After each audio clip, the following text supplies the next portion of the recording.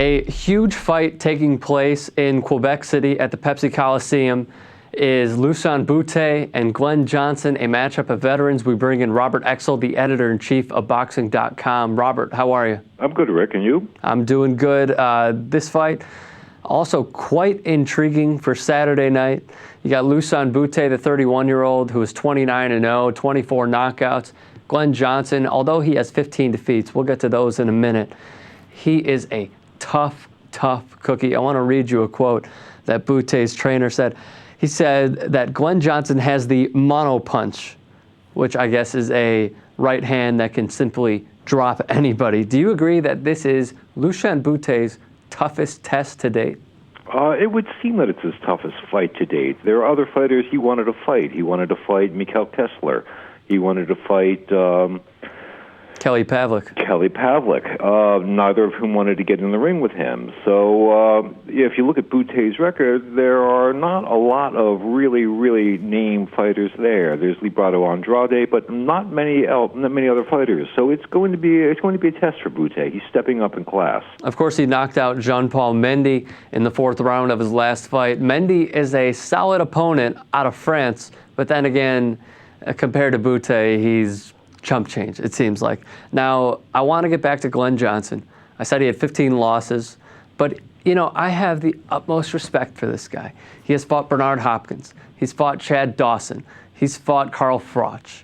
He's fought Tavares Cloud. He's fought tough guys, and he always steps up. He always brings a good fight. What do you think that he will bring, and will he be the one stalking Bute in this fight? He will bring what he always brings. I mean, that's the thing about Glen Johnson. I mean, one knows who Glen Johnson is, and what he brings to the table is that forward momentum. He's like the runaway train. He's coming at you all the time, always throwing punches. There's nothing slick about Glen Johnson. He's there to be hit. That's another thing about Glen Johnson. But hitting Glen Johnson is like trying to punch bricks out of a wall. You can't slow him down. I mean, he is really he's a force of nature.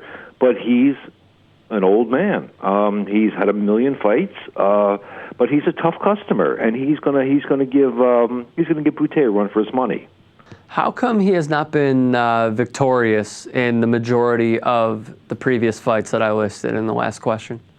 Because he is not really as good as the fighters that he lost to. Also, he always is on the road. They call him the road warrior because he never fights at home. Which is in Miami via Jamaica. Mm-hmm. And of course, there are such things as hometown decisions. And frankly, he's lost a lot of them. He knows that going in.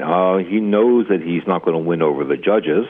So he has to go and win over his opponent and hopefully win over the crowd. You know, it seems like Lucian Bute in there is 6'5" or 6'4". He's only 6'1". That completely surprised me with the way that he stands. Would you say that he is the sharper, more analytical fighter in this fight and that he will land the cleaner punches? Well, there's no question about that.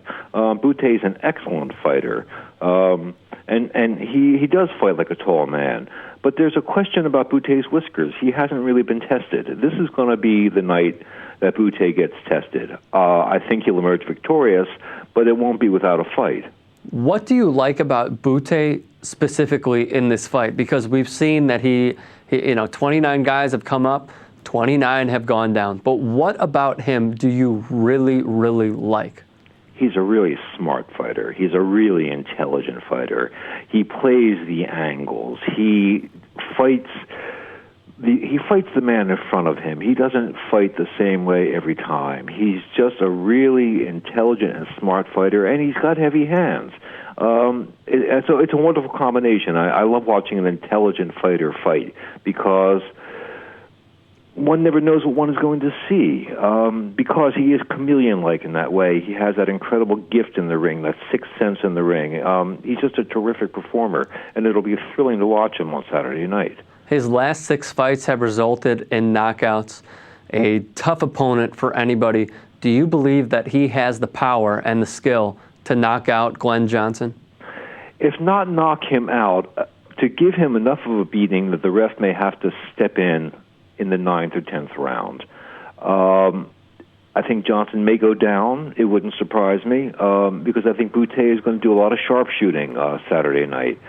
But Johnson's going to be in his face all night long. And Bootay, because he has that sixth sense, because he can move around the ring, I mean, he's going to be dancing, he's going to be moving, and he's going to be firing shots at odd angles at a distance. These two are friends outside the ring, but they have both said all the right things going into this camp. Yeah, we're friends, but inside the ring, there are no friends. There are not going to be any hugs and kisses and any of that crap. We're going to go in there, and we're going to fight. Do you expect Bootay to come away with either a decision or a knockout? I do. I don't think there's much of a chance that Glen Johnson is going to win this fight. But Glen Johnson will perform as Glen Johnson performs, which is with all of his heart and all of his soul and all of his power. But I think he's overmatched in this bout.